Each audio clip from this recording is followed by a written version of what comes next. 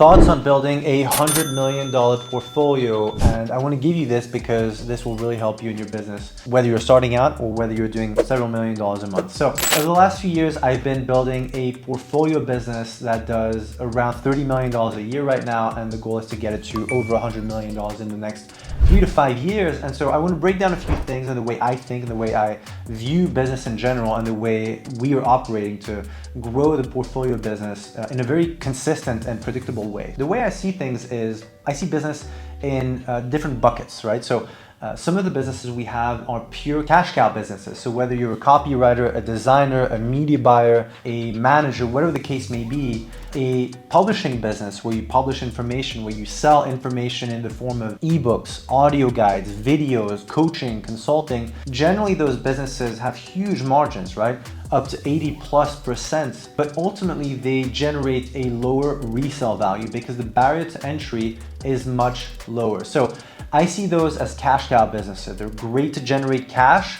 They're great to generate money that we can then reinvest in something else, but ultimately the potential of reselling that business is very low, and that's perfectly okay. Now, if you have one of those cash cow businesses, grow it, make as much money as you can, but keep in mind that at some point the offer that you're running will slow down because it will inevitably attract competition in the market. The more your ads are seen, the more people will understand that you're making money and that they can make money too, and you will inevitably attract 2, 3, 5 other serious competitors. That's fine. Run as hard as you can, make as much money as you can, but make sure you understand that at some point the offer will die. So that's in terms of cash cow businesses. We have several and they do very well, millions and millions of dollars a year, but I also know the resale value is very low, and I see it as close to zero. Now, on the other end of the spectrum, there's what I call equity businesses. And the thing with equity businesses is they generally take more time to build up and to generate the same amount of cash that a cash cow business would generate. But what I love about those is that the resale value is much higher. So we have several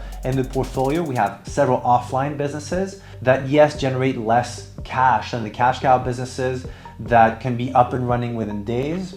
There's a bigger barrier to entry to get into an offline business. There's a bigger barrier to entry to put together a business that is, for example, in the software industry, which we have several of, but the resale value is tremendously higher than a cash cow business. So it's important to understand the difference in the businesses that you operate or the business that you operate. If you're starting a business today and you think you can resell it, you need to make sure that you're in the right type of business. So cash cow businesses will make you a lot of money that you can then take and reinvest into other things like real estate or just, live an amazing lifestyle and enjoy life. But the truth is it will not create generational money. It won't make you money that you can then retire on and pass on to your kids. You will need to do more, and that's where the equity businesses come in. And that's where a lot of people just stop. They just focus on building cash cow businesses, and that's fine. But they kind of mix things up. They think they can build a cash cow business and then sell it when the resale value and the potential to resell a cash cow business is actually very low, especially if it's only dependent on paid acquisition and paid advertising. The equity businesses are something that I love because they are slower to get up and running. Putting together an offline business or acquiring an offline business will generally make less money initially, but the great thing is they're much easier to sell and they have a much longer runway. You can operate those businesses for literally decades. Let's talk about a plumbing business, for example, electrician business, a landscape business, an HVAC business, a lot of those businesses that people need on a day-to-day basis. And yes, they will generate less money than the big cash cows that can do $20, $30, $50, or $100,000 a day, but the resale value is much higher. That's why I love having both. And another type of business that we also have is in the software space, because the recurring value, the value of someone paying month after month or year after year for access to a software that we all do, right? You pay your Netflix membership every month, Prime every month. It gives amazing value to the business selling you that recurring service. And so that's something that usually takes a bit longer to get off the ground and to generate money, but the resale value on those businesses is very high. So that's why I love having those slower businesses, but that have a much higher resale value And that's why I don't want to only have and build a portfolio based only on cash cow businesses.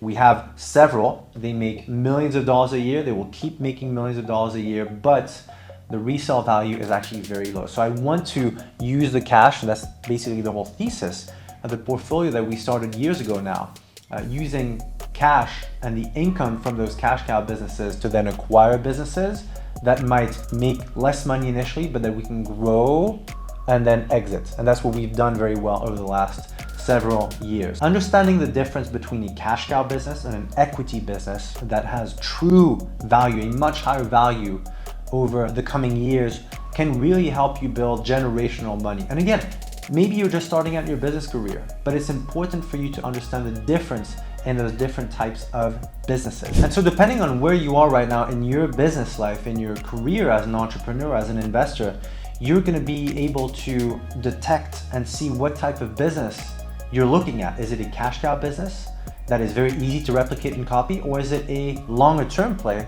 that takes longer to develop, longer to build up, longer to get revenue in, but that has a higher potential to be sold and exited? So again, those are the two things you need to understand. You can do several, and that's something that I highly encourage you to look at over the coming months and years, is not picking only one, but picking several of these businesses in different categories. So you get the cash, but you also get equity and the potential to sell that business down the line. I basically only do and take on deals where we have equity. Making more cash today is not interesting to me. What I'm really interested in, and what I want my teams to be on the lookout for, is opportunities where we own the equity, a large percentage of the equity, whether it's through an acquisition or a partnership. That's what we're interested in. And so how do you find these deals? Well, same as finding clients. You just put in the time. You either pay with your time, so you put in the time to research, or you acquire businesses. You literally pay to acquire the equity in a business. There's a lot of different ways to buy businesses. I might do a video about that specifically. But again, you need to decide what battle you want to fight. You want to be in the cash cow business initially and then save money to then acquire, which is one of the things I've done. Or do you only want to be in a long-term equity business with a situation where you look at the next 2, 3, 5, 10, 15 years and really focus on growing something very slowly, and you're okay with having very little revenue initially, but building something that can then have a higher resale value. So again, it's a very personal decision. The way I see it is you can actually do both, and that's what I encourage you. It's not a question of thinking one or the other. It's a question of doing both if you want to do both. So you can get money quickly from those cash cow businesses and then also build the equity for long-term generational plays where you can build something up for the next 5, 10, 20 years and sell that for $200, $300, $500 million in the next 10 to 15 years.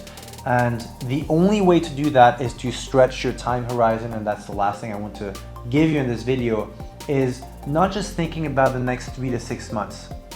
Not just thinking about the next offer, but really thinking about the next 3 to 6 years, the next 5 to 15 years.